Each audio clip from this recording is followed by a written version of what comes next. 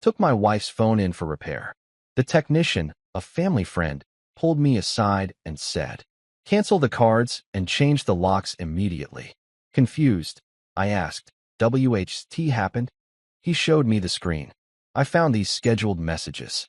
"I'm Marcus Turner, 44 years old, and I live in Portland, Maine, which is basically the kind of place where people argue about whether Dunkin' Donuts or local coffee shops make better brew, and honestly, that's about as exciting as it gets most days. My wife, Laura, is what I affectionately call a graceful chaos tornado, which sounds romantic until you realize she literally destroys everything she touches with the kind of efficiency that would make a demolition crew jealous. The woman goes through phones like a teenager goes through TikTok trends, breaking at least one device per month, and I'm not exaggerating. Last month, she dropped her iPhone in the toilet while trying to photograph our cat, Mr. Whiskers, who was doing absolutely nothing interesting. The month before that, she left it on the roof of her car and drove off like she was auditioning for Fast and Furious, Suburban Mom Edition.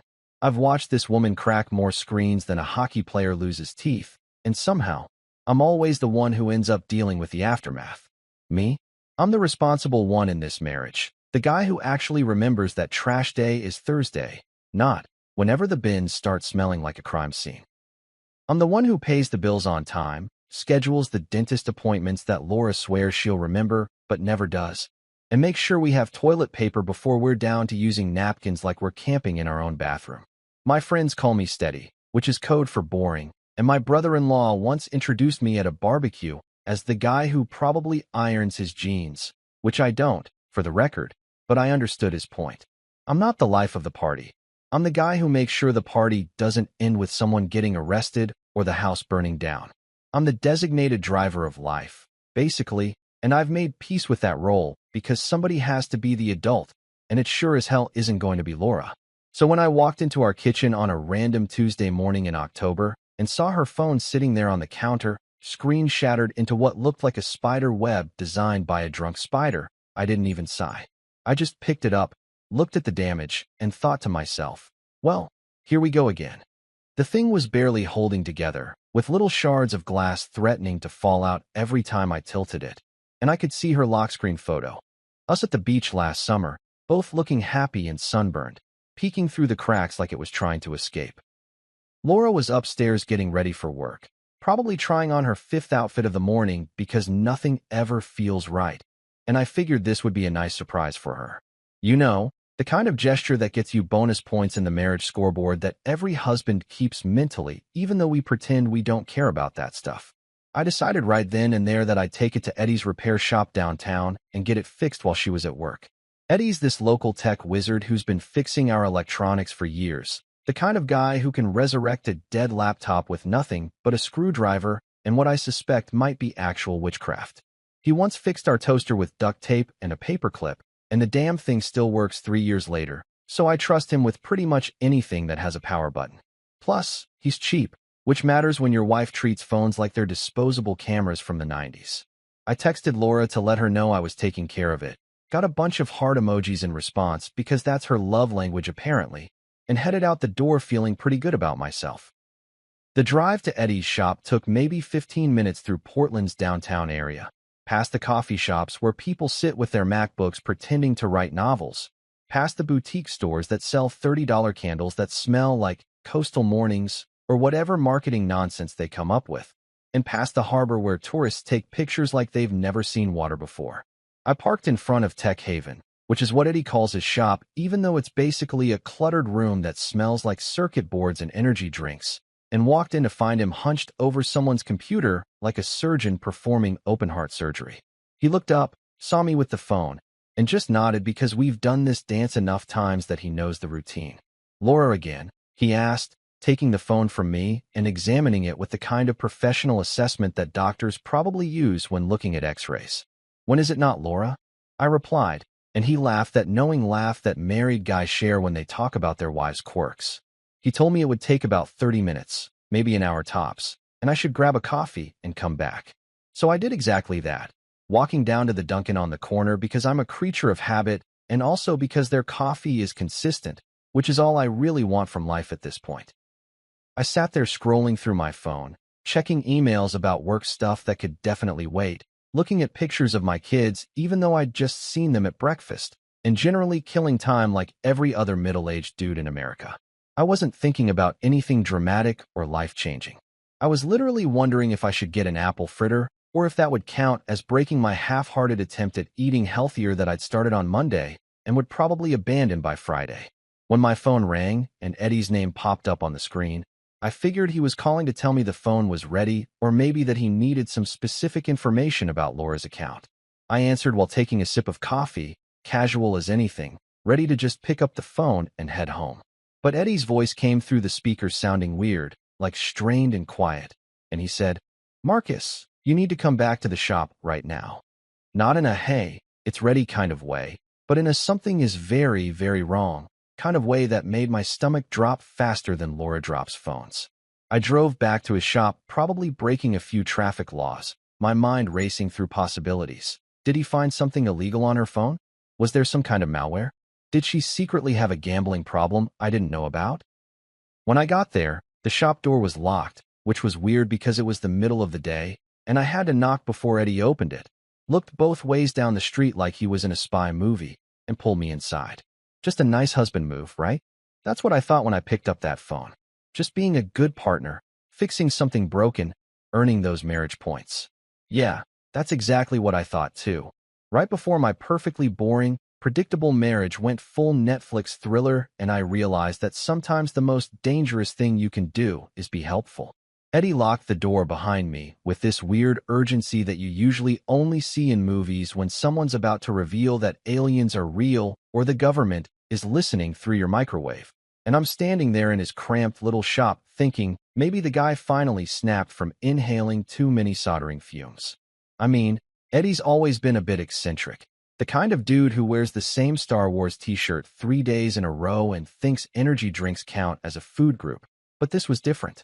His face had gone completely pale, like he'd just watched someone kick a puppy, and his hands were actually shaking as he gestured for me to follow him to the back workbench where Laura's phone was sitting under one of those bright LED lamps he uses for delicate repair work. "Eddie, what's going on, man?" I asked, trying to keep my voice light because honestly, I thought maybe he'd found some embarrassing photos or discovered that Laura had been texting her book club friends about how I snore like a congested walrus, which I do. But that's not exactly classified information. Did you accidentally delete something? Because if it's her contacts, I can probably recover most of them from the cloud, and she won't even notice if we lose a few random numbers from people she met at yoga 3 years ago and never talked to again. He didn't laugh at my attempt at humor, which should have been my first clue that this wasn't about lost contacts or accidentally wiped photos. Instead, he picked up the phone with 2 fingers like it was contaminated with some kind of deadly virus and turned the screen toward me. "Marcus, I need you to listen to me very carefully and not freak out, okay? Can you do that for me? Can you promise me you won't completely lose your shit right here in my shop?" Now, when someone asks you to promise not to freak out, that's pretty much a guarantee that you're about to freak out, right? It's like when a doctor says you might feel a little pressure, which actually means this is going to hurt like hell, and you'll probably cry. I nodded anyway because what else are you going to do? And Eddie pulled up Laura's messaging app, which I noticed had way more conversations than I expected because apparently my wife texts more people in a day than I talk to in a month. So I was replacing the screen, right? Eddie started explaining in this fast, nervous way that made him sound like he'd had about 6 espressos. And the phone kept buzzing with notifications, which is normal, whatever. But then I noticed something weird in her notification center. There were these scheduled messages, like a bunch of them, all queued up to send on specific dates over the next few months. At first, I thought maybe it was birthday reminders or anniversary stuff, because people do that. My mom schedules messages to herself so she remembers to water her plants, which is sad but also kind of genius. I was starting to get impatient because Eddie tends to ramble when he's nervous, and I had about 1,000 things to do that day, including a conference call at 2 that I definitely couldn't miss. Okay, so she schedules messages. Is that really worth locking the door and acting like we're in a Jason Bourne movie? Maybe she's planning a surprise party or something. Eddie's expression shifted from nervous to something that looked like genuine fear mixed with pity, which is never a combination you want to see on someone's face when they're talking about your spouse. "Marcus, these aren't party invitations. These are... Look, I'm just going to show you, because if I try to explain it, you're going to think I'm making it up or that I've finally lost my mind from spending too much time alone with broken electronics. He tapped the screen a few times and pulled up the scheduled messages folder, which I didn't even know existed because I'm technologically competent enough to send texts and check email, but I'm not exactly hacking into the Pentagon over here. What I saw made my brain basically short-circuit like one of Eddie's broken computers. There were dozens of messages, all carefully dated and timed, stretching out over the next 4 months. The first one was scheduled to go to her sister 3 weeks from now, and it said something about how I'd been having memory issues lately, and she was worried about early-onset dementia. Another one, set for mid-December, was addressed to our family doctor asking about cognitive testing for Marcus and mentioning how I'd been forgetting important things and acting confused. I scrolled through more of them, my heart doing this weird thing where it felt like it was beating too fast and too slow at the same time, and each message was worse than the last. There was one to our insurance company asking about policy details and specifically mentioning that I was the primary policyholder. There was one to her friend Jennifer talking about how difficult it was watching me decline and how she didn't know how much longer she could handle the stress. There was even one to our kids, our actual children, explaining that Dad was sick and they needed to prepare themselves for difficult decisions ahead. What the hell is this? I heard myself say, except my voice sounded weird and distant like it was coming from someone else's body. Is this some kind of joke? Is Laura planning some elaborate prank that's going to end up on YouTube with everyone laughing at how gullible I am?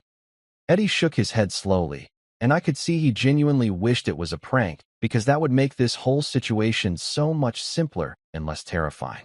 Keep scrolling, Marcus. It gets worse. Like, significantly worse. Like, call the police and maybe a lawyer worse. I didn't want to keep scrolling.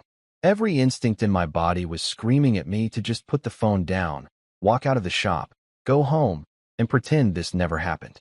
But I kept going because apparently, I'm the kind of idiot who can't resist picking at a scab even when I know it's going to hurt.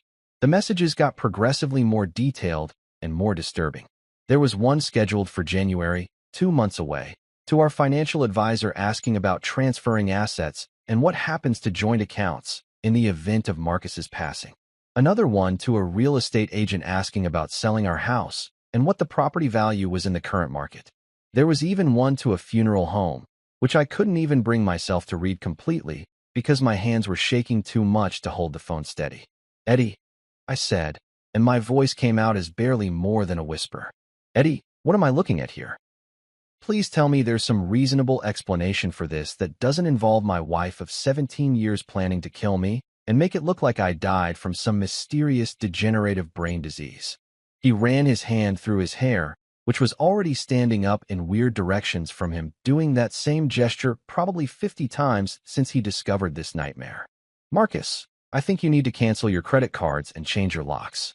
Like today. Like right now. I'm not trying to be dramatic or paranoid, but this looks like a textbook setup for insurance fraud and possibly murder. I watch a lot of true crime documentaries, and this is literally the playbook. First, you establish that the person is mentally declining so nobody questions weird behavior. Then you get access to finances and insurance. Then something tragic happens, and everyone just thinks it was a sad but inevitable outcome of the disease. I actually laughed at that point, which was probably not the appropriate response, but my brain couldn't process what it was seeing, so it just defaulted to hysterical laughter. Eddie, are you high? Did you eat some edibles before I got here? Because this is insane. Laura's not a murderer. She's a kindergarten teacher who cries during dog food commercials and once made me drive 20 minutes out of our way to avoid hitting a turtle crossing the road. She doesn't even kill spiders. She catches them in cups and releases them outside while talking to them about how they're just trying to live their lives. You're telling me that woman is planning to murder me for insurance money. But even as I said it, I could hear how desperate and unconvincing I sounded, like I was trying to convince myself more than Eddie. Because the evidence was right there on the screen, time-stamped and scheduled and meticulously planned. This wasn't some spontaneous decision or emotional outburst. This was calculated. This was organized. This was someone who had sat down, probably multiple times, and carefully crafted a narrative that would make my death look natural and expected. Eddie put his hand on my shoulder in that awkward way that guys do when they're trying to be supportive but don't really know how to express emotions properly. I'm sorry, man. I really am. I wish I was high, and I wish this was all some crazy misunderstanding. But you need to take this seriously. You need to figure out what you're going to do, and you need to do it fast, because I don't know when she's planning to actually, you know, make her move. I stood there in that cramped repair shop, staring at my wife's cracked phone screen, and realized that I'd just stumbled into the most dangerous situation of my entire boring, predictable life, all because I decided to be a nice husband and get her phone fixed. I drove home from Eddie's shop in what I can only describe as a fugue state, which is a fancy psychological term I learned from some documentary I watched at 2 in the morning when I couldn't sleep, and it basically means your brain is functioning, but you're not really present in your own body. I don't remember hitting a single stoplight or turning onto our street or even parking in the driveway, but suddenly I was sitting in my car staring at our house. This perfectly normal Cape Cod-style place with blue shutters that Laura picked out 3 years ago because she said they were coastal chic, and thinking about how everything I thought I knew about my life was potentially a complete fabrication. The lawn needed mowing, which I'd been putting off because it's October and I kept thinking maybe I could squeeze out one more week before winter hit. And there were pumpkins on the front porch that Laura had arranged in what she called an autumn tableau. And everything looked so goddamn normal that I almost convinced myself Eddie had been wrong. But then I remembered those scheduled messages, each one a carefully placed domino in what was apparently a plan to make me disappear, and I felt my stomach turn over like I'd eaten bad seafood. I had Laura's phone in my jacket pocket. Eddie had insisted I take it, said something about evidence and documentation that I barely processed. And I kept touching it through the fabric like I needed to confirm it was real and not some hallucination brought on by a gas leak or a brain tumor or whatever else could explain this absolute insanity. Laura's car was already in the driveway, which meant she'd gotten home from work before me, and I could see lights on in the kitchen through the window. For a brief, wild moment, I considered just driving away, maybe going to a hotel or my brother's place in Boston or possibly just Mexico, because I'd always wanted to see the pyramids and now seemed like an excellent time to become an expat. But that's not how I'm wired, unfortunately. I'm the guy who confronts problems head-on, even when those problems might literally involve my wife trying to poison me or push me down the stairs, or whatever creative method she'd chosen from what I imagined was probably a very detailed Pinterest board titled, How to Murder Your Husband and Get Away with It. I walked into the house trying to act normal, which is incredibly difficult when you're simultaneously terrified and furious and also questioning your own sanity. Laura was in the kitchen cooking, and the smell hit me immediately. Lasagna, my favorite, which she makes with this ricotta mixture that's probably got enough calories to require its own insurance policy, but tastes like something angels would eat if angels weren't too busy with harps and clouds. She was humming along to some song playing from her iPad, probably something from her Cooking Vibes playlist that's mostly just acoustic covers of 80s songs, and she looked so normal and happy and completely not like someone who was planning to become a widow by January that I felt this cognitive dissonance that was almost physically painful. "Hey, honey," she called out when she heard me come in, turning around with this bright smile that I'd seen 1,000 times over 17 years of marriage. "You're home earlier than I expected. How was your day? I'm making lasagna because I know Tuesdays are rough for you with all those client meetings, and I thought you could use some comfort food." I stood there in the doorway like an idiot, trying to figure out if this was genuine affection or if she was fattening me up before the slaughter like some twisted version of Hansel and Gretel. My day was interesting, I managed to say, hanging up my jacket carefully so she wouldn't hear the phone in my pocket. Got a lot done. You know how it is. Same old corporate nonsense that nobody actually cares about, but everyone pretends is vitally important. She laughed at that, which she always does when I make cynical comments about my job and insurance risk assessment, which is exactly as boring as it sounds, but pays well enough that we can afford her phone-breaking habit. "Well, dinner will be ready in about 20 minutes. Why don't you go change and relax? You look stressed. Is everything okay?" The concern in her voice sounded genuine, which was somehow worse than if she'd been cold or distant, because it meant either she was an incredible actress or I was losing my mind, and Eddie had completely misinterpreted a bunch of innocent scheduled reminders. Except there was nothing innocent about a message to a funeral home, and I knew that. But my brain was still desperately trying to find an escape hatch from this nightmare. I went upstairs and changed into comfortable clothes, moving on autopilot while my mind raced through every possible scenario. Maybe Laura was planning a surprise intervention because she genuinely thought I was sick.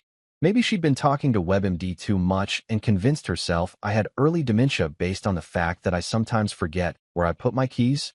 Except that didn't explain the insurance inquiries or the real estate agent or the funeral home, and I knew I was grasping at straws that didn't exist.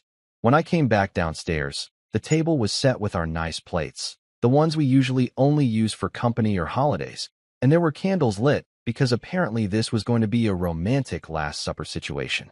Laura had opened a bottle of red wine, some Cabernet that we'd been saving from our anniversary last year, and she poured me a glass with a smile that made my paranoia spike to levels that probably required medication. I sat down across from her, and she served the lasagna with this flourish like she was on the Food Network, and it looked perfect, golden and bubbly, and exactly like it always did when she made it. She was talking about her day, something about one of her kindergarten students eating glue and another one announcing that his parents were getting divorced during show and tell. And normally, I would have been engaged and asking questions and making jokes about how 5-year-olds have no filter. But instead, I was analyzing every word she said, looking for hidden meanings or threats or some indication that this was all part of her master plan.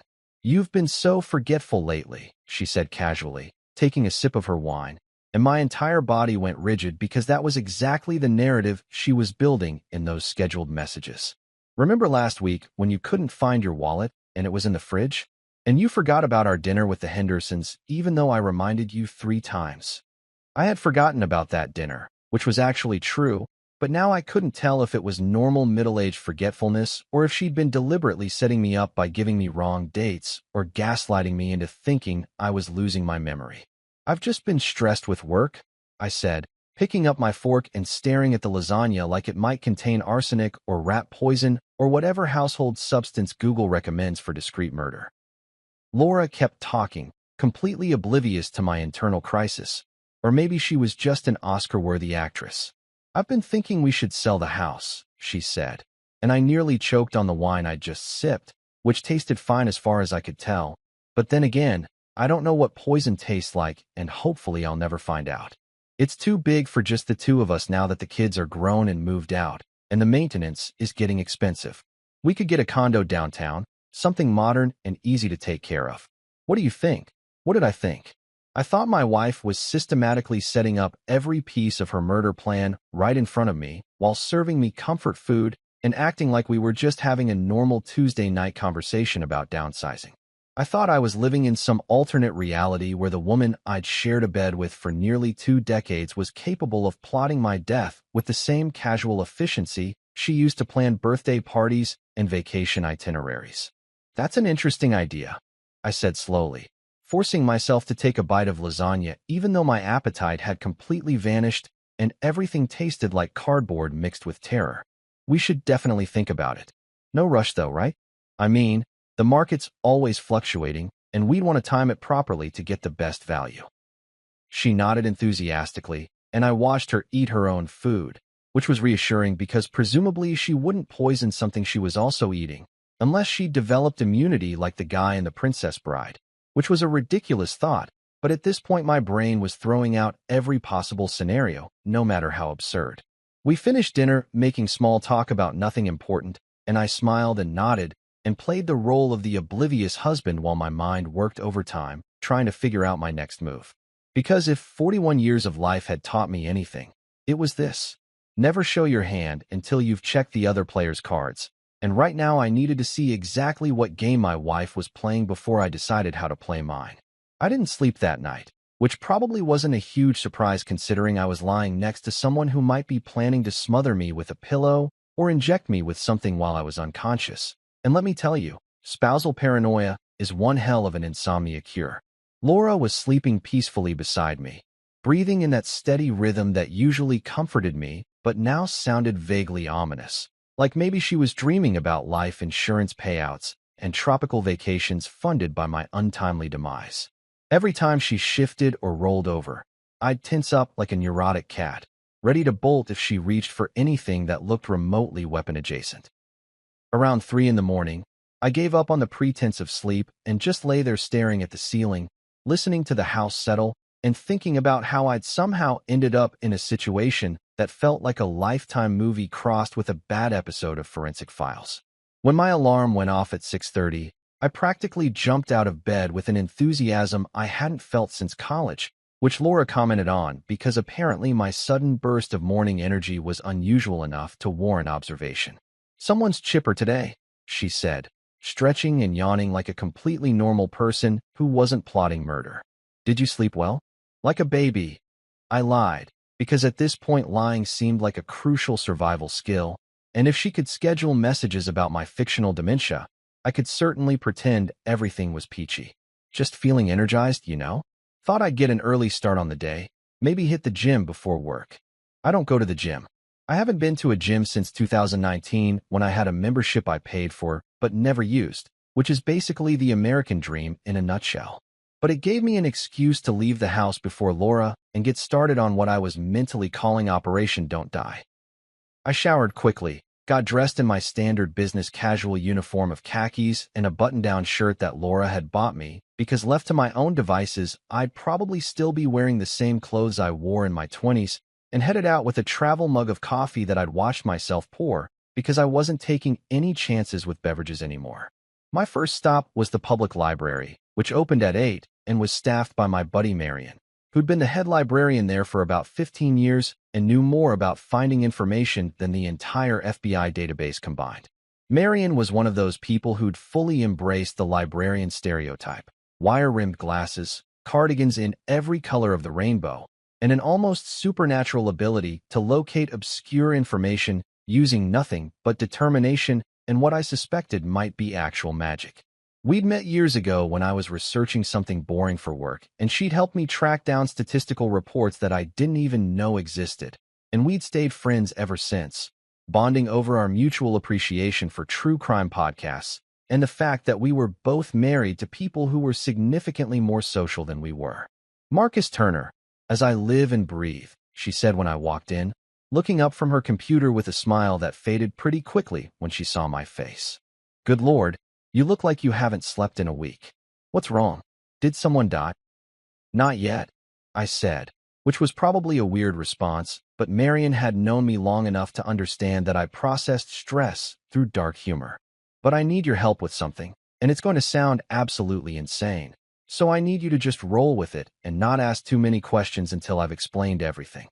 We went to her office in the back, which was really just a converted storage closet with a desk and approximately 7,000 books stacked in precarious piles, and I told her everything. The phone repair, the scheduled messages, the dinner with Laura casually discussing selling the house, and my supposed memory problems, all of it. Marion listened without interrupting, which is a rare and valuable quality in a person, and when I finished, she just sat there for a moment processing before saying, "Okay, so your wife is either planning to kill you, or she's organizing the world's most elaborate and tasteless prank. Either way, we need to figure out what's actually going on before you do something rash like confront her or, I don't know, fake your own death and move to Guatemala." Guatemala wasn't on my list, but I'll add it, I said, and she rolled her eyes but pulled up her computer with the kind of determined expression that librarians get when they're about to research the hell out of something. "Let me see the phone," she said, and I handed over Laura's device, which I'd been carrying around like it was the Hope Diamond or some other priceless artifact that needed constant supervision.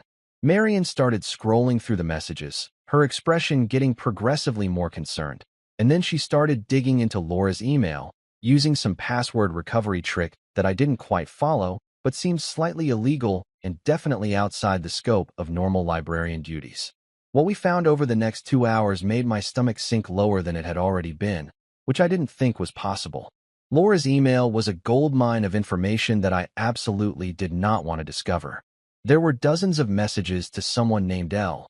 Harding, who was apparently her business consultant, which was weird because Laura didn't have a business. She was a kindergarten teacher who occasionally sold crafts on Etsy, not exactly someone who needed professional consulting services. The emails were vague but troubling, lots of mentions about the plan and timeline and securing assets that sounded less like legitimate business talk and more like dialogue from a heist movie. Marion, bless her detective-loving heart, started running background checks on this Harding person using library databases and public records that she had access to through various professional subscriptions. What came up was disturbing enough that I actually felt my hands go cold despite the stuffy warmth of Marion's office.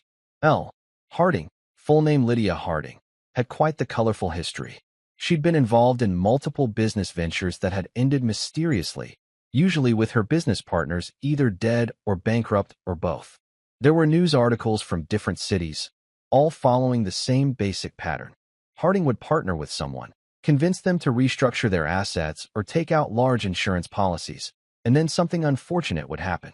A car accident here, a sudden illness there, one particularly suspicious house fire in Cleveland that had made regional news. Holy shit, Marion whispered, staring at her screen like she'd just uncovered evidence of a serial killer, which honestly might not have been far from the truth. Marcus, this woman is bad news. Like, legitimately dangerous bad news. She's never been formally charged with anything because apparently she's smart enough to cover her tracks, but the pattern is pretty damn clear. She finds people with assets, gains their trust, helps them restructure their finances, and then those people conveniently die and she walks away with a cut of whatever's left. I felt like I might throw up, which would have been embarrassing in Marion's tiny office, but also somewhat understandable given the circumstances. So Laura's not just planning to kill me on her own. She's got a professional criminal helping her? That's actually worse somehow.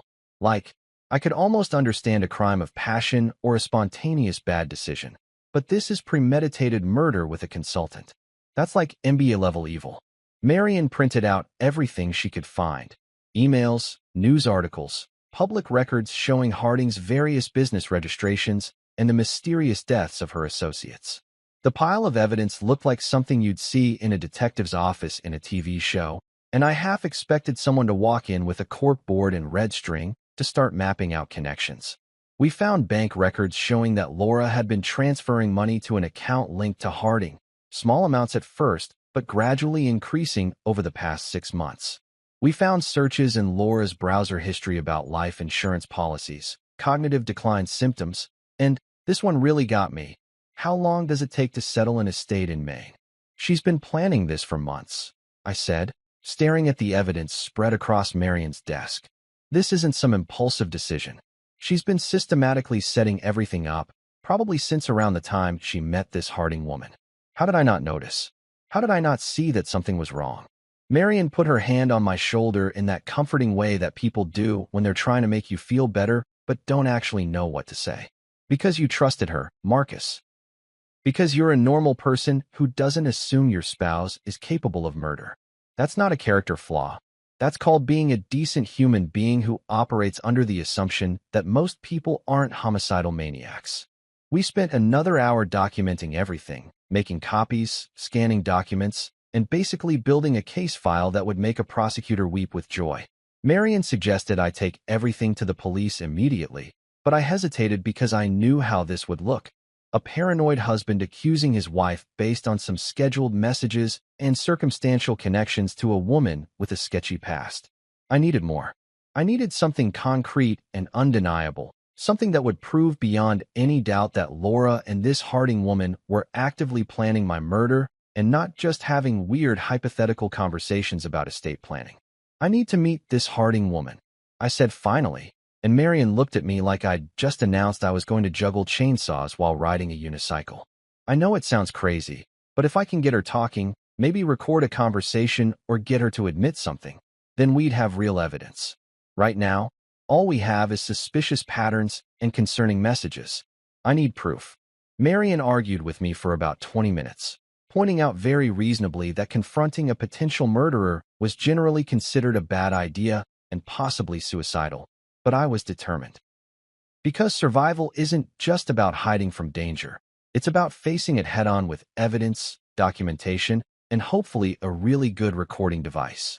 I left the library with a folder full of evidence that felt like it weighed about 1,000 pounds, even though it was probably just 20 or 30 pages of printed documents and screenshots. And I spent the rest of the morning at a coffee shop planning my next move like I was some kind of amateur detective instead of an insurance risk assessor whose biggest professional thrill usually involved calculating premium adjustments. My phone buzzed around 11 with a text from Laura that made my blood pressure spike so fast I probably could have powered a small generator. Dr. Patterson wants to see you today at 2 p.m. He has an opening and thinks we should do that cognitive assessment we talked about. I already confirmed you'd be there. Love you. We hadn't talked about any cognitive assessment. I mean, she'd mentioned my supposed forgetfulness at dinner, but we definitely hadn't had a conversation about scheduling doctor's appointments, which was classic Laura behavior, except now it felt sinister instead of just her usual tendency to make decisions and inform me about them afterward. Dr. Patterson was our family physician, a guy I'd been seeing for routine checkups for the past decade, and he seemed like a perfectly normal doctor who occasionally made dad jokes and had a framed picture of himself holding a fish on his office wall. The idea that he might be involved in this scheme seemed ridiculous, but then again, everything about this situation seemed ridiculous, so I wasn't ruling anything out. I texted back a simple, "Okay, see you there," because what else was I going to say? No thanks. I'm pretty sure this is part of a plot to establish that I'm mentally incompetent so you can murder me with plausible deniability. That seemed like it might tip my hand a bit too early. Instead, I called Marion and told her what was happening, and she immediately went into research mode, which is apparently what librarians do when their friends are potentially being set up for medical fraud and murder. "I'm looking up Dr. Patterson right now," she said, and I could hear her typing furiously in the background. "Let me see if there's anything sketchy in his history, any malpractice suits or complaints or connections to your wife or this Harding woman. Give me 20 minutes. 20 minutes later, she called back, sounding frustrated. "He's clean as far as I can tell. Good reviews. No complaints. Board certified. All the usual credentials that suggest he's a legitimate doctor and not some quack who's helping wives murder their husbands. But that doesn't mean Laura hasn't gotten to him somehow. Maybe she's offering him money, or maybe she's manipulating him into thinking you really are sick. You need to be careful, Marcus. If he's documenting that you have cognitive decline, that's evidence that can be used against you later." I drove home to pick up Laura for the appointment because apparently we were going together, which made sense if this was all part of her plan, but was incredibly awkward given that I now knew she was trying to kill me. She was waiting by the door when I arrived, looking concerned in that wifely way that probably would have seemed sweet a few days ago, but now just looked calculating. "I'm glad you're taking this seriously," she said as we got in the car. "I know you think I'm being paranoid, but I've been really worried about you, honey. You haven't been yourself lately." I wanted to scream that of course I hadn't been myself because I discovered my wife was plotting my murder, but instead I just nodded and said something non-committal about how I'd been stressed with work, which was actually true even though work stress was currently the least of my problems. We drove to Dr.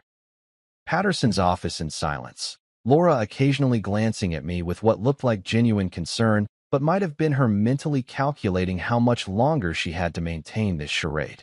The waiting room was standard medical office decor, outdated magazines, uncomfortable chairs, a receptionist who looked like she'd rather be literally anywhere else, and that weird smell that all doctors' offices have that's part antiseptic and part despair.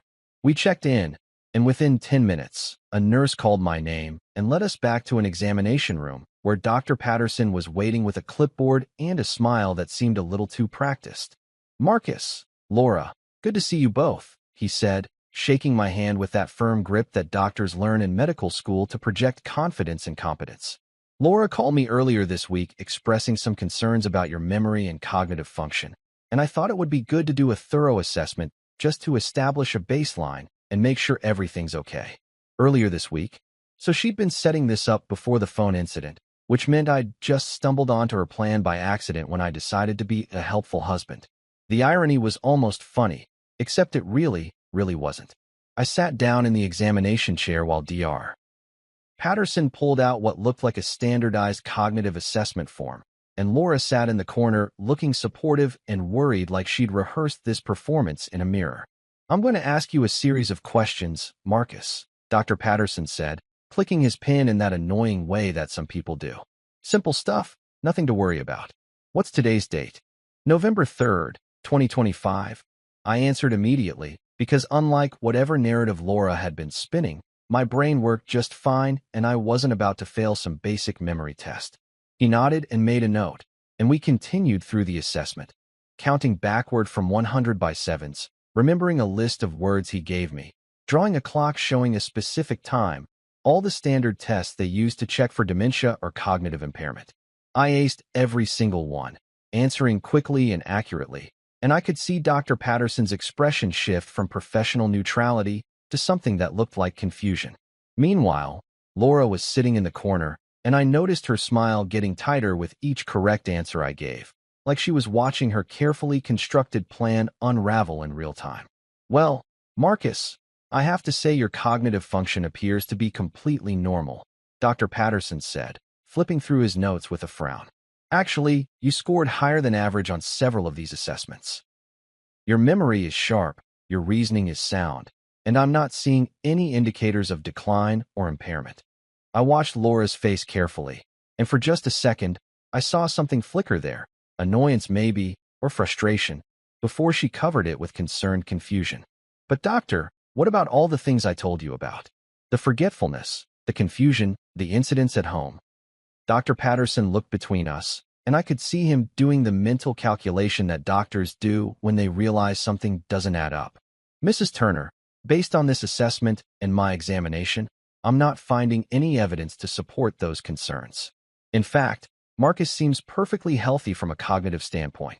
This was my moment, and I decided to take the shot because if Eddie and Marion had taught me anything over the past 24 hours, it was that sometimes you need to go on the offensive instead of just defending yourself. I pulled out my phone, not Laura's, but mine, and opened up the photos I'd taken of her scheduled messages. Dr. Patterson, I need to ask you something. Have you already created medical records documenting cognitive decline for me? Because my wife has been sending scheduled messages to people claiming I have dementia, and I'm wondering if you've been part of establishing that false medical history. The room went completely silent except for the annoying hum of the fluorescent lights overhead. Dr. Patterson's face went pale, then red, then pale again, cycling through colors like a malfunctioning traffic light. Laura stood up, so fast her chair scraped against the floor with that awful sound that makes your teeth hurt. Marcus, what are you talking about? Why would you say something like that? I'm saying it because I found your phone, Laura. I know about the messages. I know about L. Harding. I know about the whole plan. I turned back to Dr. Patterson, who looked like he wanted to melt into the floor and disappear. So I'll ask again, doctor. Have you been creating false medical records? Because that's fraud, and it's also illegal. And I have a lawyer friend who would be very interested in discussing it with you. I didn't actually have a lawyer friend, but it sounded good, and more importantly, it had the desired effect. Dr. Patterson started stammering something about misunderstanding and patient confidentiality, and then he did something that confirmed everything I'd suspected. He grabbed a file from his desk with my name on it and tried to shove it into his desk drawer. But I was faster, probably fueled by adrenaline and rage and the kind of desperate energy that comes from realizing your doctor has been falsifying your medical records to help your wife kill you. I snatched the file before he could hide it and flipped it open to find exactly what I'd feared.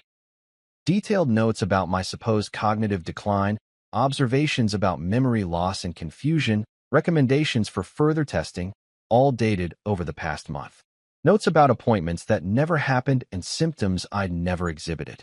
It was a complete fabrication, a carefully constructed medical paper trail that would have made my eventual death look like a tragic but expected outcome of a degenerative disease. You've been creating fake medical records, I said, my voice shaking with anger. You've been documenting appointments that never occurred and symptoms I never had. That's medical fraud, Dr. Patterson. That's the kind of thing that gets you sued and loses you your license and possibly puts you in jail. The doctor looked like he might cry, which was pathetic but also kind of satisfying. She said you were in denial about your condition. She said you'd refused to come in for testing, and she needed documentation to help get you into treatment.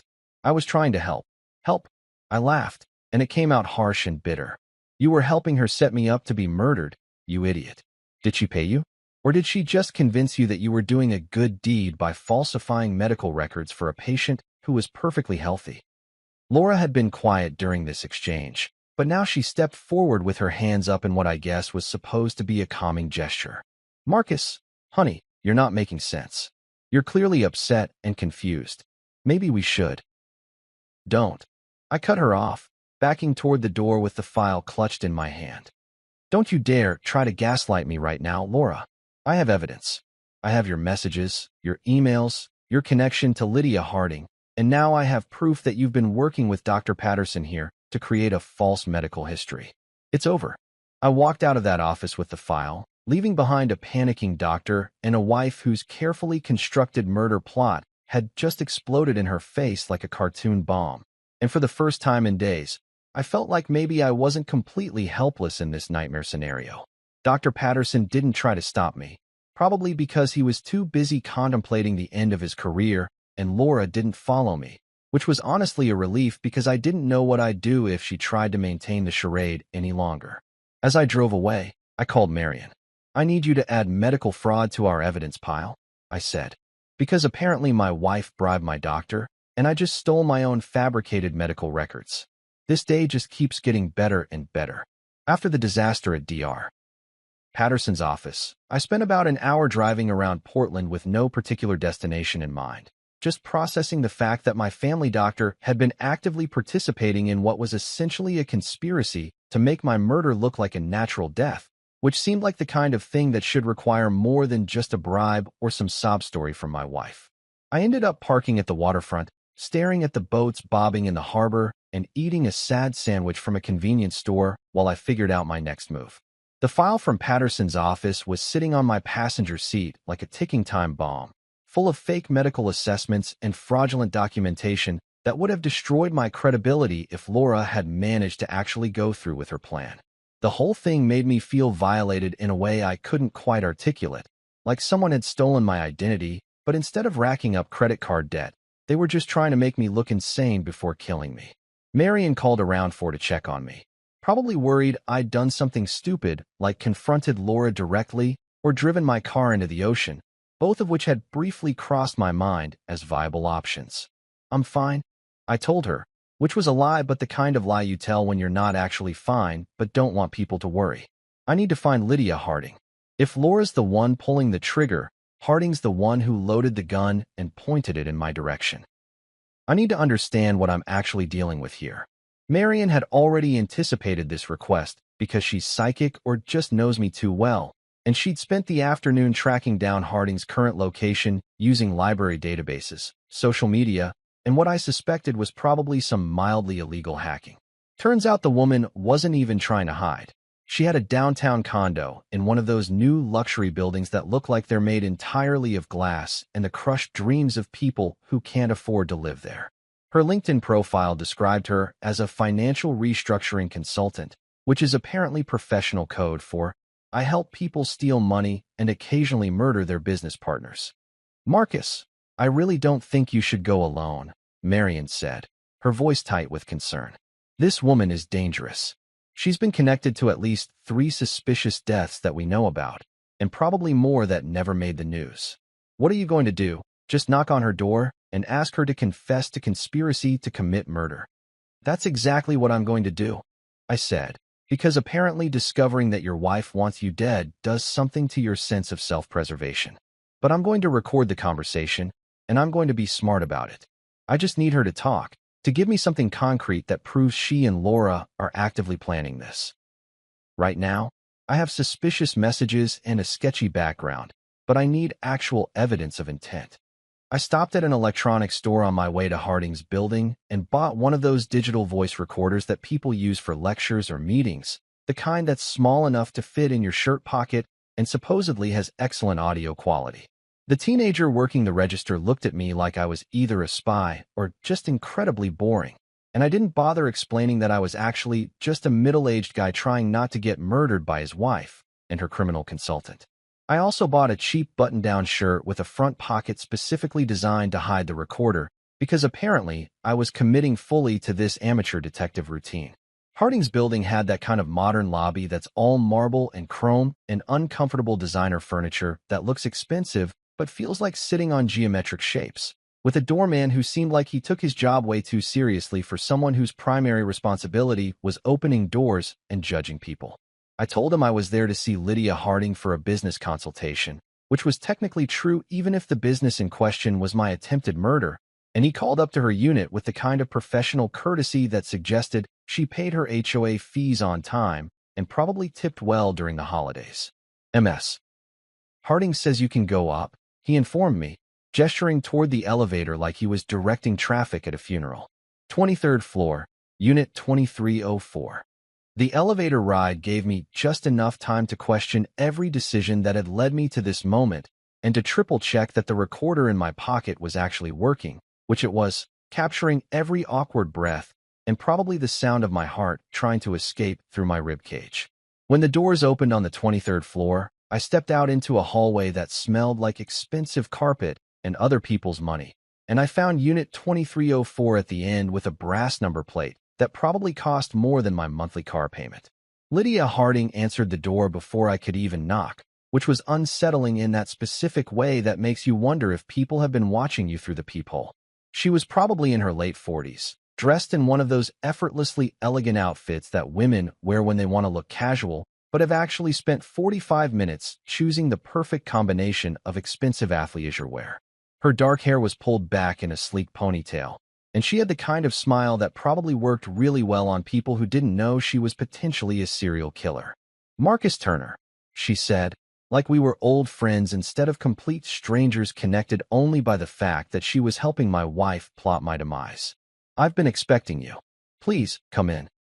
The condo was exactly what you'd expect from someone who makes their living through financial fraud and accessory to murder. Minimalist furniture, abstract art that probably cost a fortune but looked like something a toddler could have made, and floor-to-ceiling windows with a view of the harbor that would have been breathtaking if I wasn't terrified. She gestured for me to sit on a white leather couch that looked like it had never been actually used for sitting, and she settled into an armchair across from me with the kind of relaxed confidence that comes from either yoga or sociopathy. "Can I get you something to drink?" she offered, and I almost laughed because accepting beverages from someone who's helping plan your murder seemed like Darwin Award territory. "I'm good, thanks," I said, trying to match her casual tone even though my hands were sweating enough to leave marks on her expensive couch. "I appreciate you agreeing to meet with me. I'm guessing Laura told you I might be stopping by." Harding's smile widened slightly, and she crossed her legs in that deliberate way that people do when they're comfortable holding all the power in a conversation. "Laura's been keeping me updated on the situation, yes. She mentioned you found her phone and that you've been asking questions. I have to admire your resourcefulness, Marcus. Most men in your position would have just confronted their wives directly and ended up looking paranoid and unstable. But you've been smart about it. Gathering evidence, doing research, building a case. It's almost admirable." The recorder in my pocket was capturing every word, and I silently thanked whatever electronics gods existed that the audio quality was good. "So you admit you've been working with Laura? Helping her plan? What exactly?" She laughed, which was somehow worse than if she'd been cold and threatening. "Oh, Marcus, let's not play games. You know exactly what we've been planning. You found the messages, you talked to Dr. Patterson, you've clearly done your homework. The question isn't what we're planning. The question is what you're going to do about it." I forced myself to stay calm, to keep her talking, because every word she said was evidence that could potentially save my life. "I'm curious about something. Why do you do this? What do you get out of helping people murder their spouses? Is it just the money, or is there something else?" Harding leaned forward slightly, and her expression shifted from amused to something more serious, almost businesslike. "It's not about the money, although that's certainly a nice bonus. It's about helping people solve problems that they can't solve on their own. Your wife, for instance, she's been unhappy for years, trapped in a marriage that doesn't fulfill her, tied to a life she never really wanted. But divorce is messy and expensive, and in her case, it wouldn't give her the financial freedom she needs to start over. So I provide a solution that's cleaner and more profitable for everyone involved. Everyone except me," I pointed out, which seemed like an important distinction. She shrugged with the kind of casual indifference that made my skin crawl. "You're collateral damage, Marcus. Nothing personal. You've been a good husband by all accounts, reliable, responsible, boring. But boring doesn't pay for the lifestyle Laura wants, and it certainly doesn't spark passion or excitement. She's ready to move on. and I'm helping facilitate that transition. By killing me and stealing my life insurance, I said flatly. By helping her access resources that are technically half hers anyway. Harding corrected, like we were discussing a business merger instead of murder. The insurance is just a bonus, really. The real money is in your company's shares and the house and the various accounts you've accumulated over the years. Laura's put in 17 years of her life with you. She deserves compensation for that investment. I felt anger rising in my chest, hot and sharp, but I forced it down because losing my temper wouldn't help me here. And what about after? What happens to Laura once I'm dead and she's collected everything? Harding's smile returned, and this time it had an edge to it that made me understand exactly how dangerous this woman was. That depends entirely on how cooperative she continues to be. Ideally, we maintain our business relationship and I help her manage her newfound wealth. But if she becomes difficult or threatening or decides she doesn't need my services anymore. She trailed off meaningfully, and I understood what she wasn't saying. You kill her too, I said. That's what happened to your other partners, isn't it? You help them murder their spouses, take your cut, and then eliminate them once they're no longer useful. She didn't deny it, which was somehow more chilling than if she'd gotten angry or defensive. I prefer to think of it as tying up loose ends. People get sloppy after they've committed murder. They start talking, getting guilty, making mistakes. It's cleaner if there's only one person who knows the full story. And that person is you. Exactly. She stood up and walked to the window, looking out at the harbor with her back to me. Here's what I'm willing to offer you, Marcus, because I like you and I think you're smarter than Laura gives you credit for. You can work with me instead of against me. We eliminate Laura, tragic accident, maybe a home invasion gone wrong, and we split everything 50-50. You get to live, you get your money, and you never have to worry about someone trying to kill you again. I sat there stunned, trying to process the fact that this woman had just casually offered to help me murder my wife in exchange for half of everything we owned. You want me to betray Laura and help you kill her? I want you to survive, Harding corrected, turning back to face me. And I'm offering you the best possible outcome for this situation. Otherwise, I'm afraid we'll have to proceed with the original plan, and that doesn't end well for you. I stood up slowly, making sure the recorder was still safely hidden in my pocket. I'll think about it, I said, which was the same thing I'd probably said a million times in business meetings when I meant absolutely not, but didn't want to burn bridges. Don't think too long, Harding said as she walked me to the door. Time is a luxury you don't really have anymore, Marcus. I left Harding's building feeling like I'd just had a conversation with the devil wearing Lululemon and drinking overpriced kombucha, and I sat in my car for a solid 10 minutes, just staring at the steering wheel and trying to process the fact that I'd been offered a deal to murder my own wife by the woman who was currently helping her murder me, which felt like some kind of twisted moral philosophy question that would make Socrates need therapy. The recording device in my pocket felt like it was burning a hole through my shirt, even though it was just plastic and circuitry, but it represented something important. Actual evidence of conspiracy, intent, and premeditated murder that even the most skeptical cop would have to take seriously. I drove to the waterfront pier because apparently that had become my go-to spot for existential crises and life-altering decisions, and I sat on a bench watching seagulls fight over discarded French fries while I tried to figure out what the hell I was supposed to do next. My phone buzzed with a text from Laura asking where I was and when I'd be home for dinner, which felt surreal given that she was actively planning my death and I'd just been offered the opportunity to return the favor. I texted back something vague about running errands and needing time to think, which was the understatement of the century, but seemed safer than, I'm sitting on a pier contemplating whether to go to the police or just disappear to Mexico and start a new life as someone who sells handmade hammocks to tourists. My phone rang, and I saw my son Evan's name pop up on the screen, which immediately made my stomach drop because I hadn't talked to him since this whole nightmare started, and I suddenly wondered what Laura had been telling our kids. Evan was 26, living in Boston with his girlfriend, working some tech job that I didn't fully understand, but that seemed to involve a lot of video conferences and craft beer. He was a good kid.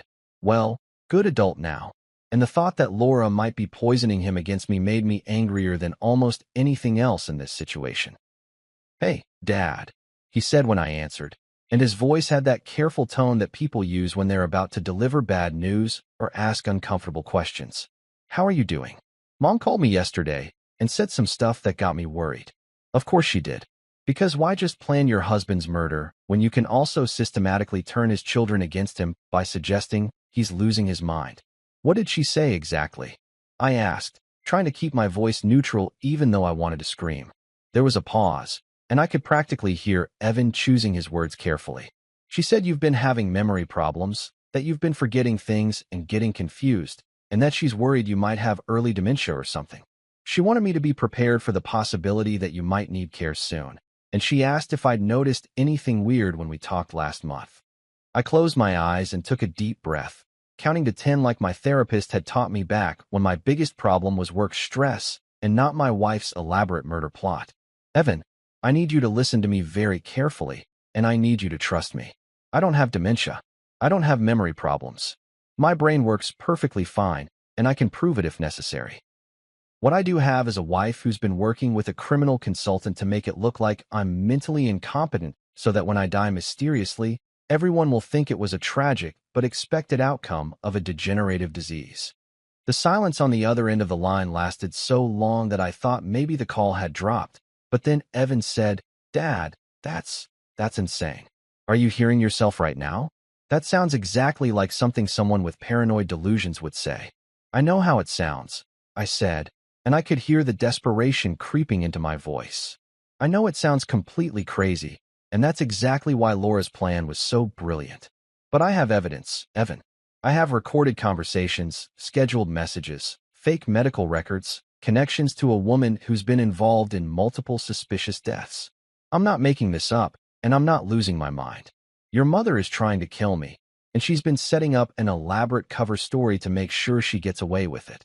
Another long pause. And then, "Can you prove it? Like, actually prove it with real evidence that isn't just you connecting dots that might not be connected?"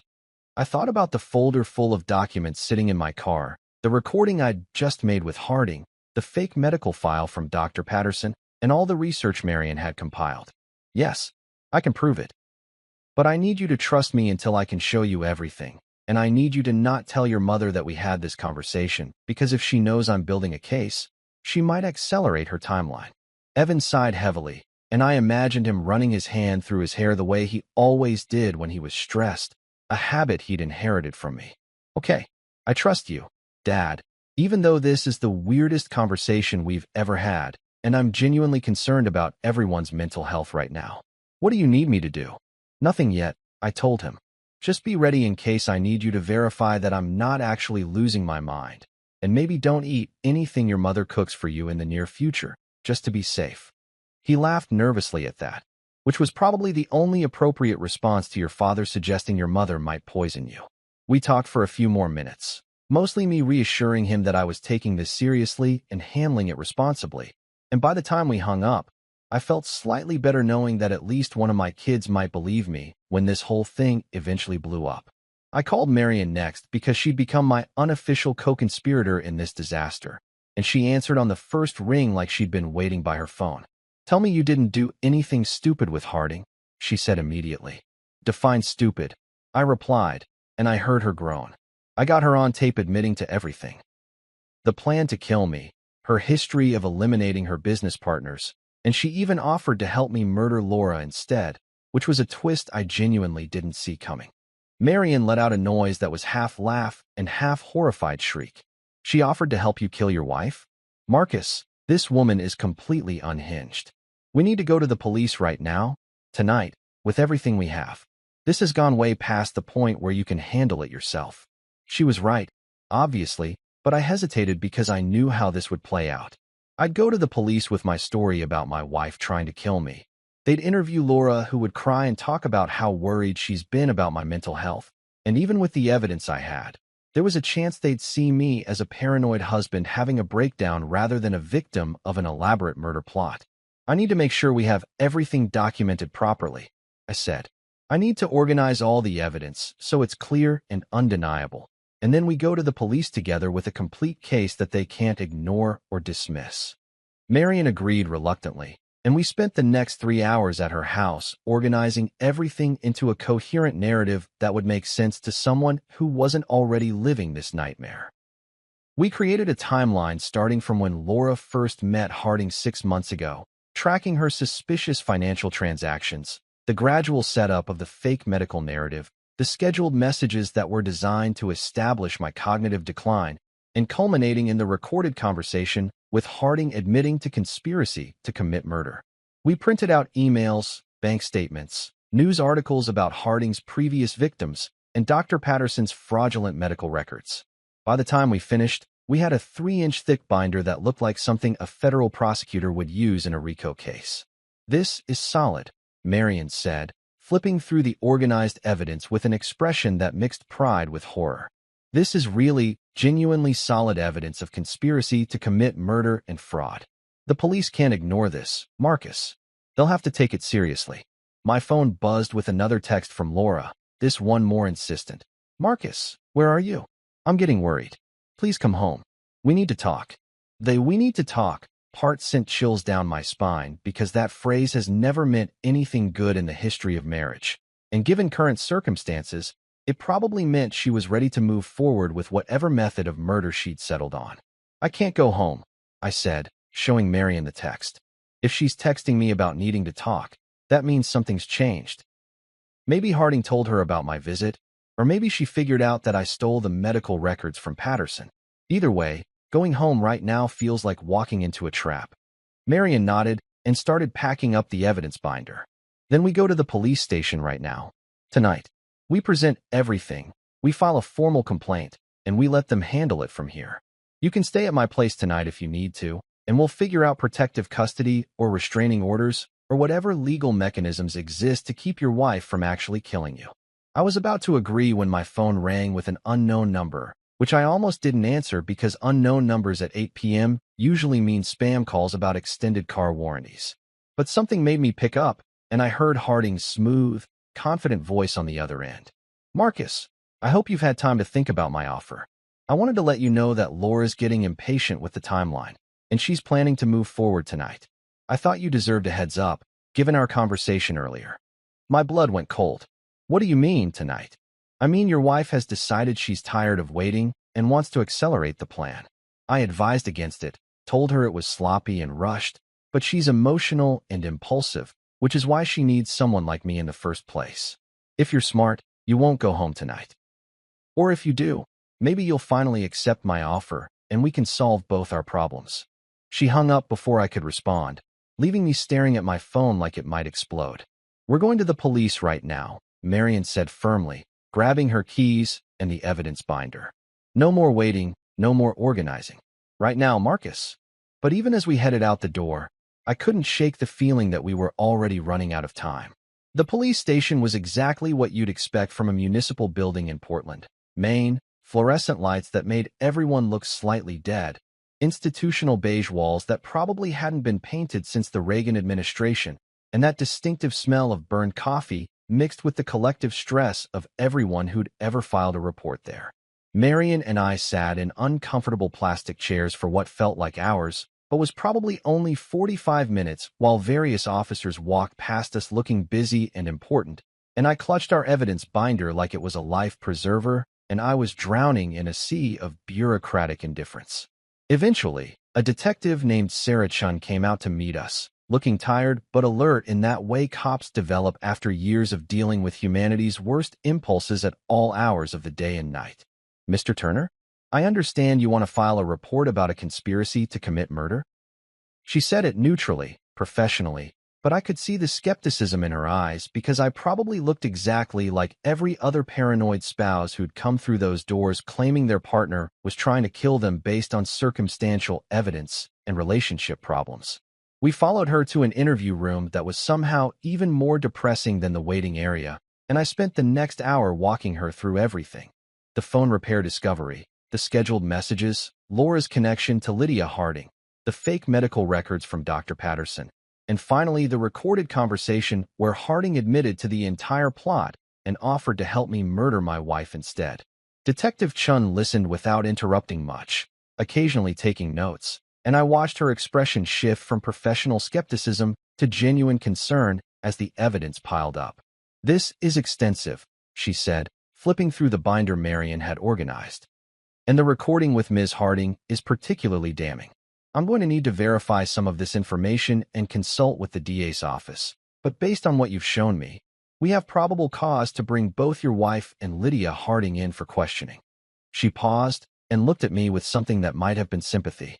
"Mr. Turner, I have to ask, are you currently safe? Do you have somewhere to stay tonight that isn't your home?" I nodded, still processing the fact that the police were actually taking this seriously instead of dismissing me as a crazy person. "I can stay with Marion or get a hotel room. I'm definitely not going home tonight. Not after Harding called to warn me that Laura was planning to move forward with the plan." Detective Chen frowned at that. "She called you to warn you? That's unusual behavior for someone involved in a murder conspiracy. Did she say specifically what your wife was planning to do tonight?" "No, just that Laura was getting impatient and wanted to accelerate the timeline. Harding said she advised against it because it was sloppy and rushed, which I guess means even professional murder consultants have standards about doing things properly." I was aware I sounded slightly hysterical, but given the circumstances, I figured I was entitled to a bit of emotional instability. The detective made some calls, spoke to people I couldn't see, and about 20 minutes later informed me that they were sending officers to my house to bring Laura in for questioning and that they'd also be picking up Lydia Harding from her downtown condo. "We'll need you to stay here for a bit longer," she said. "We may have additional questions once we've made contact with both women, and we want to make sure you're in a secure location until we understand the full scope of the threat." So I waited. Marion sat with me because she's a better friend than I probably deserve, and we drank terrible coffee from a vending machine while I alternated between feeling vindicated that the police believed me and absolutely terrified about what was going to happen next. My phone kept buzzing with texts from Laura, first asking where I was, then expressing concern, then getting progressively more frantic about why I wasn't answering and whether I was okay.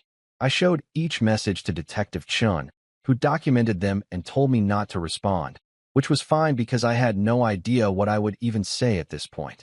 Around 10 p.m., my phone rang with a call from our home number, and Detective Chen indicated I should answer it, but keep the call on speaker. I picked up with shaking hands, and Laura's voice came through sounding panicked and angry in equal measure. "Marcus, where the hell are you? I've been worried sick, and you're not answering my texts. The police just showed up at our house saying they need to talk to me about some allegations you made. What's going on? Have you completely lost your mind?"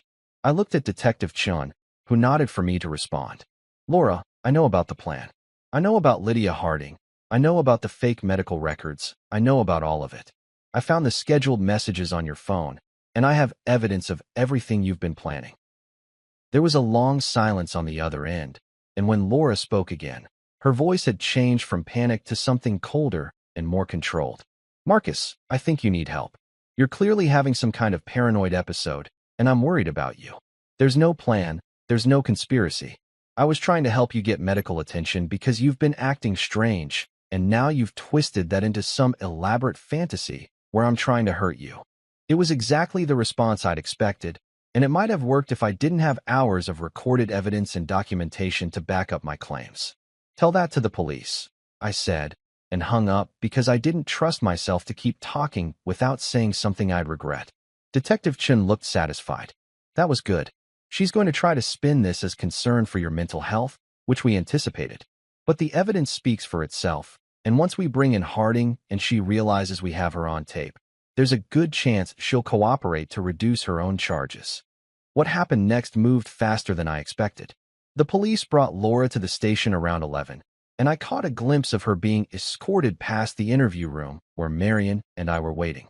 She looked furious and scared and somehow still managed to shoot me a look that could have melted steel, which was impressive given that she was potentially about to be charged with conspiracy to commit murder. They put her in a different interview room, and Detective Chen told me they'd picked up Harding as well, who'd apparently been in the middle of packing a suitcase when officers arrived, which suggested she'd been planning to disappear once Laura made her move.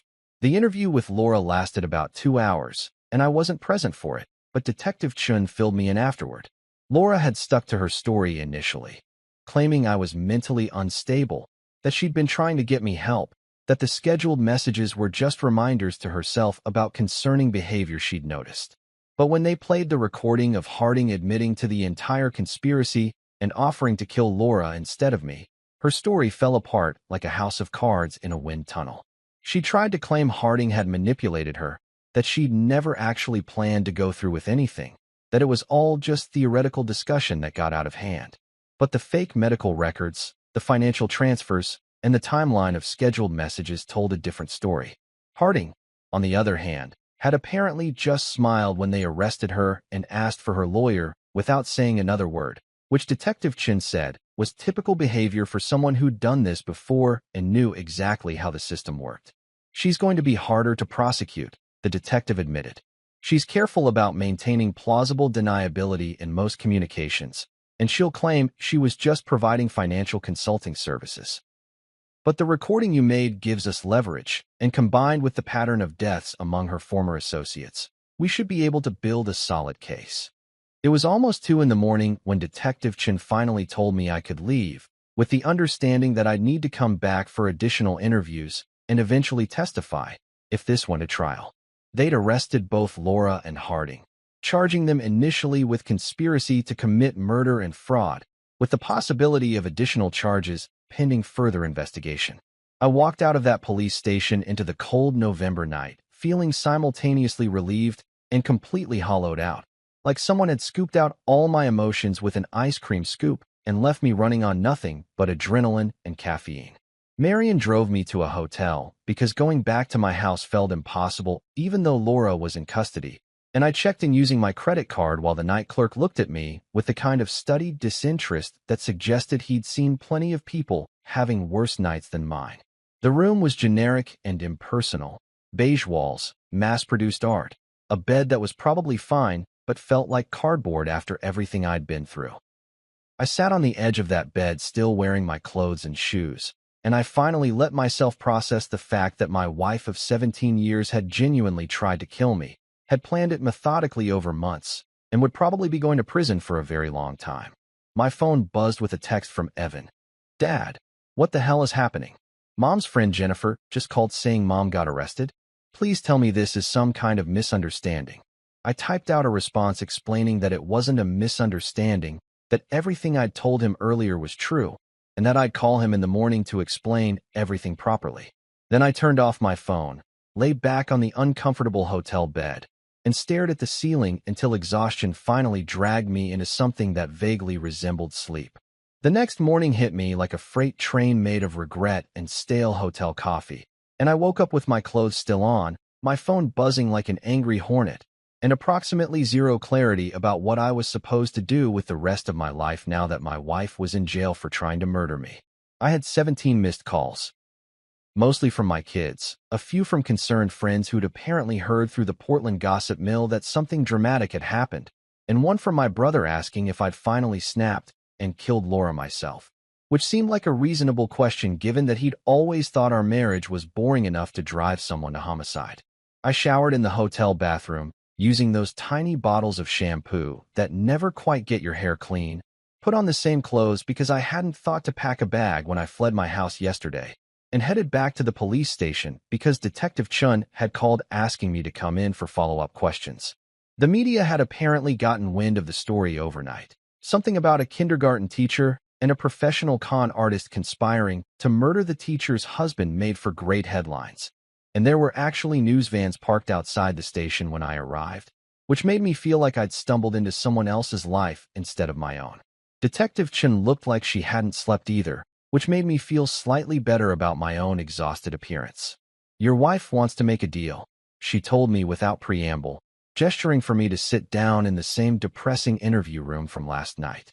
Her lawyer contacted the DA this morning offering to testify against Harding in exchange for reduced charges. She's claiming Harding manipulated her, preyed on her vulnerabilities, and convinced her that you were already dying from dementia, so killing you would be a mercy. I actually laughed at that, which probably wasn't the appropriate response, but my brain had apparently given up on normal emotional reactions. A mercy killing? I'm 44 and perfectly healthy. How is that possibly going to fly as a defense? It's not, Detective Chin said flatly. But her lawyer's job is to get her the best deal possible. And right now that means throwing Harding under the bus and hoping the DA feels generous. Harding, meanwhile, is sticking to her story that she was just a financial consultant who had theoretical conversations with your wife, but never actually conspired to commit any crimes. Her lawyer's arguing that the recording you made was obtained under false pretenses and might not be admissible. The thought that either of them might get away with this made my blood pressure spike to levels that probably required medical intervention. Months later, I'm sitting in my new downtown condo, one of those modern places with exposed brick and industrial lighting that I never would have chosen when Laura was around, because she always preferred the coastal charm aesthetic that basically meant everything had to look like it came from a nautical-themed Pinterest board. The trial ended 3 weeks ago, and let me tell you, watching your wife of 17 years get sentenced to 20 years in prison for conspiracy to commit murder is the kind of experience that makes you reconsider every life choice you've ever made, including that regrettable haircut in 2008 and the time you bought a timeshare in Florida. Laura got 20 years after her plea deal fell apart, when prosecutors proved she'd been the primary driver of the murder plot, not some vulnerable victim manipulated by the evil Lydia Harding. Turns out all those emails and text messages showed Laura as enthusiastic and detail-oriented about planning my death as she'd been about organizing our daughter's wedding 2 years ago, which was both impressive and absolutely terrifying. Harding got 25 years for attempted murder, conspiracy, fraud, and about 17 other charges that the DA threw at her once they started digging into her history. They found evidence connecting her to 5 other suspicious deaths, though they could only prosecute her for 2 because apparently murder has statute of limitations issues if you're clever enough about covering your tracks. Dr. Patterson lost his medical license and got 3 years for medical fraud, which seemed light considering he'd been creating fake records to help facilitate murder. But apparently the justice system has different standards for white-collar crimes committed by people who look respectable and own boat shoes. He testified against both Laura and Harding in exchange for the reduced sentence, spending 6 hours on the stand looking like he wanted to melt into the floor while explaining how Laura had convinced him I was in denial about my cognitive decline and just needed documentation to help get me into treatment. The jury didn't buy it, which restored some of my faith in humanity's collective bullshit detector. I'm dating now, which feels weird to even say out loud because I spent 17 years being married and had kind of assumed that was my permanent status until death, preferably natural death at a very old age, not murder orchestrated by my spouse. Her name is Grace. She's a journalist who covers true crime stories for a regional magazine. And yes, the irony of dating someone who writes about murder after nearly being murdered myself is not lost on either of us.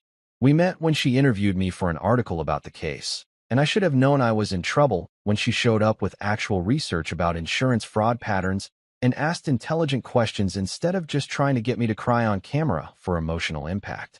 You know what the weirdest part is? I told Grace over dinner last week at this Italian place that makes carbonara so good it should probably be illegal. I don't even hate Laura. I'm angry, obviously, and I'll never forgive her, and I'm perfectly happy never speaking to her again for the rest of my natural life. But mostly I just feel sad that she thought killing me was easier than just asking for a divorce like a normal person who's unhappy in their marriage. Grace had laughed at that, which is one of the reasons I like her.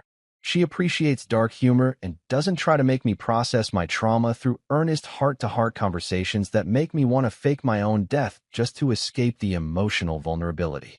Maybe she really wanted that insurance money, Grace suggested. Or maybe she'd watched too many Dateline episodes and thought she could get away with it because everyone else on that show seems shockingly incompetent at murder. Sometimes Laura writes me from prison, long letters about how sorry she is, how Harding manipulated her, how she never actually would have gone through with it. I never reply. I don't open them anymore, actually. They go straight into a box in my closet because my therapist says I might want them someday for closure, which sounds like psychological bullshit, but I'm paying her $200 an hour, so I figure I should at least pretend to take her advice seriously. My kids have adjusted better than I expected, though Sophie still sees a therapist twice a week to process having a mother in prison for attempted murder, and Evan refuses to visit Laura even though she keeps requesting family visits. She tried to kill you, Dad, he said when I suggested maybe he should at least talk to her. I don't really feel like having coffee, and catching up with someone who scheduled your funeral before you were actually dead. I've started cooking, which is hilarious because Laura always handled that, and I'd basically existed on takeout and cereal during my bachelor years. Turns out I'm not terrible at it. I make a decent stir-fry and my scrambled eggs are apparently competent, according to Grace, which I'm choosing to take as a compliment. I watch baseball without anyone complaining about how boring it is. I leave dishes in the sink overnight sometimes just because I can. I bought a ridiculous leather recliner that Laura would have hated, and I sit in it every evening reading books about literally anything except murder, marriage, or insurance fraud. I'm living, basically. Actually living instead of just existing in this comfortable routine that I'd mistaken for happiness because I didn't know any better. And yeah, sometimes I wake up at 3 in the morning thinking about how close I came to dying. How if I hadn't decided to fix Laura's phone that random Tuesday, I'd probably be dead right now, and everyone would think it was tragic early onset dementia. But mostly I just feel grateful that I'm here, that I'm breathing, that I get to make my own terrible life choices instead of having them permanently ended by someone else's worst choices. Because survival isn't just about escaping death.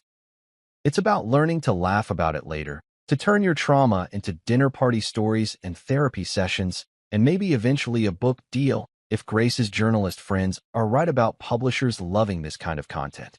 It's about waking up every morning in your overpriced downtown condo and thinking, well, I'm still alive, which means I won today. And trust me, when life hands you betrayal and a murder plot and a wife who turned out to be significantly more dangerous than you ever imagined, the best thing you can do is survive it, document it, and turn it into material. It's cheaper than therapy, more satisfying than revenge, and way better for YouTube if you ever decide to start a channel about surviving attempted murder. I'm Marcus Turner. I'm 44 years old. I live in Portland, Maine, and I'm the guy who almost got murdered by his kindergarten teacher wife and her professional criminal consultant. And somehow, against all odds and common sense, I'm doing pretty damn okay.